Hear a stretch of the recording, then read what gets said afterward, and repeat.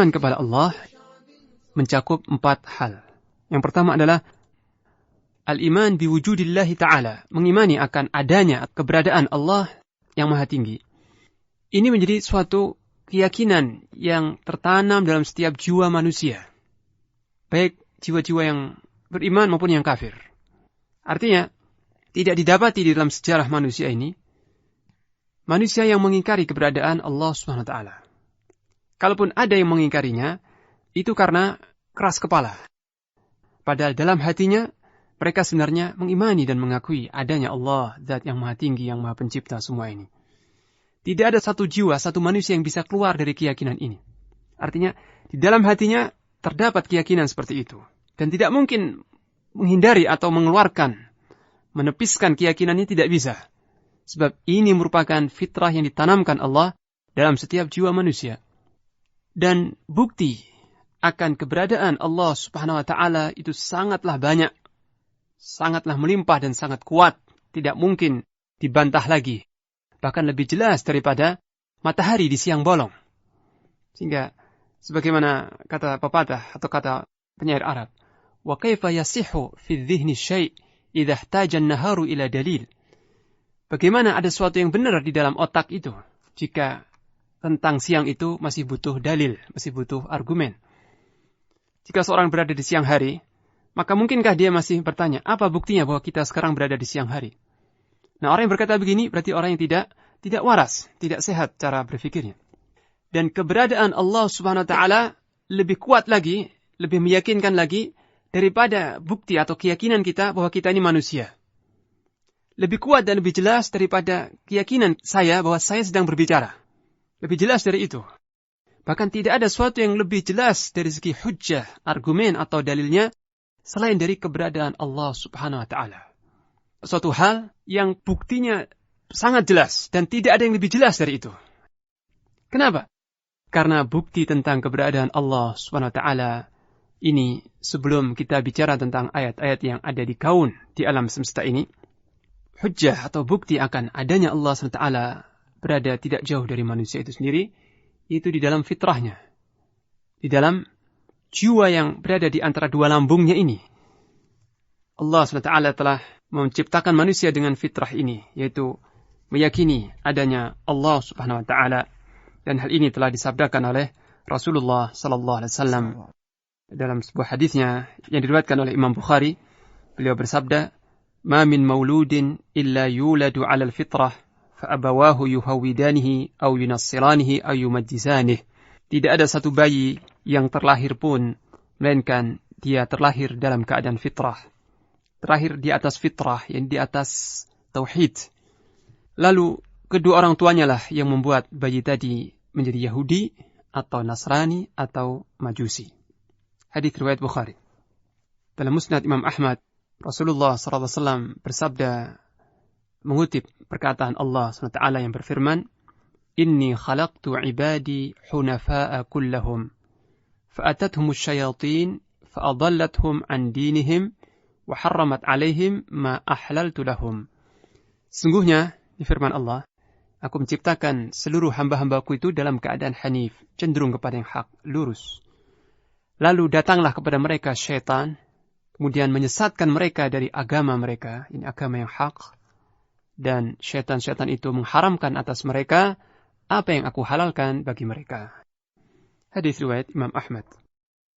Jadi Allah SWT telah menciptakan seluruh hambanya ini dengan memiliki fitrah ini, yaitu keyakinan akan adanya Allah Subhanahu wa Ta'ala.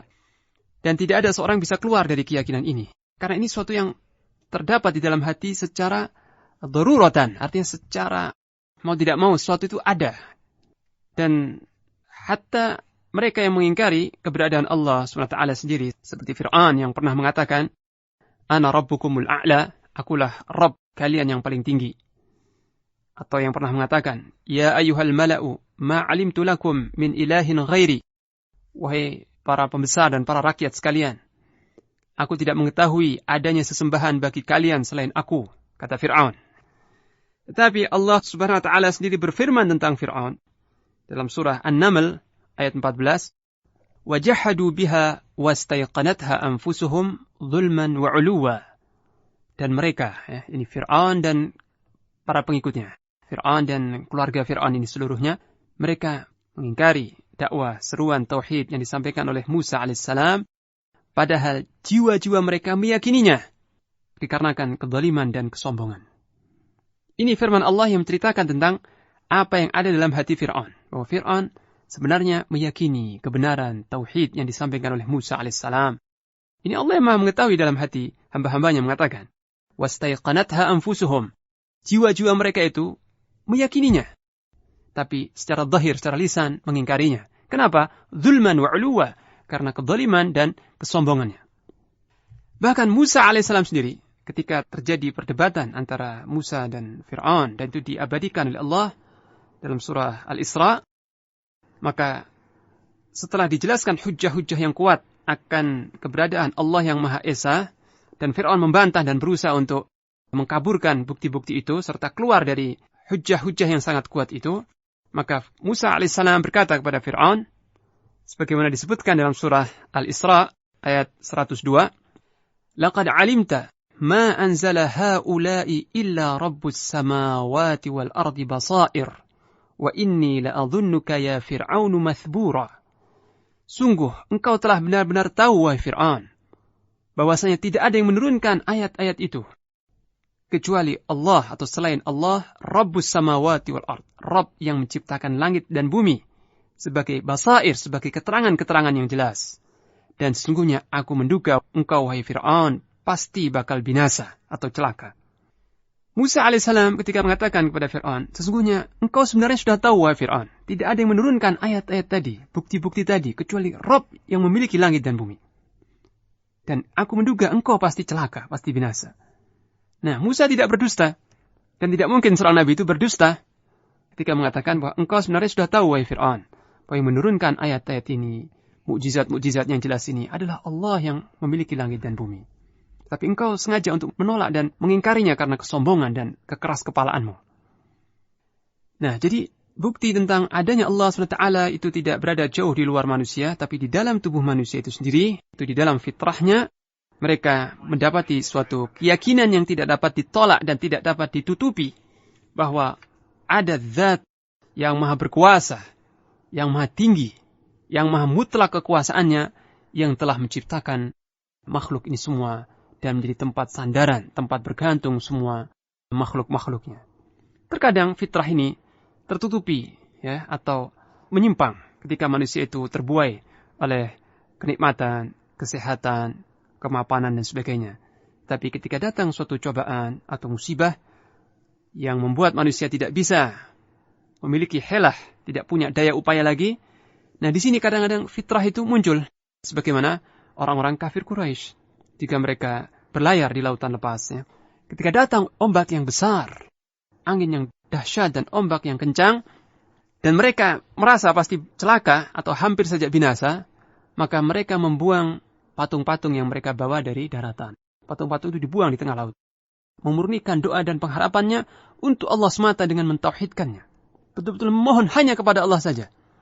Tetapi ketika Allah menyelamatkan mereka dari goncangan atau dari musibah di laut lepas itu, dan mereka sudah sampai di daratan kembali, mereka mensekutukan Allah kembali. Itu yang terjadi pada orang-orang Quraisy.